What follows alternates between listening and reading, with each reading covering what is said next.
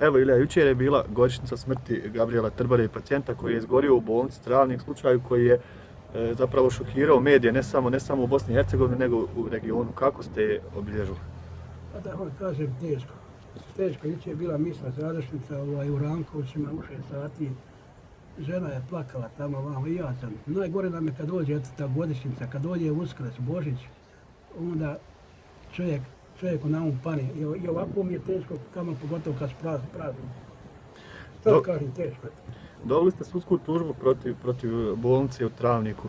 Je li to dovoljna satisfakcija za jedan veliki propust koji su napravili? Da vam kažem, dobio sam tužbu protiv bolnice, ali mi je velika satisfakcija da sam zna ko je kriv.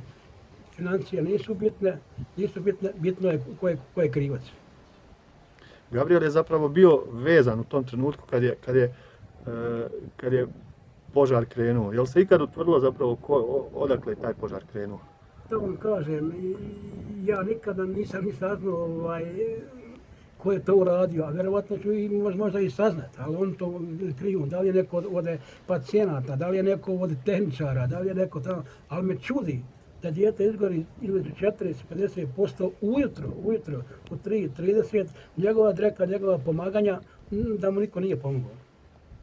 Na kraju, mislite li, nadate li se da će zapravo taj slučaj doprinijeti tome da zdravstvene ustanove zapravo isprave sve te potencijalne propuste?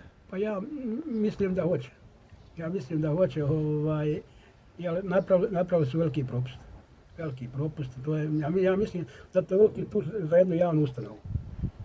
Evo, hvala vam lijepo. Hvala vam.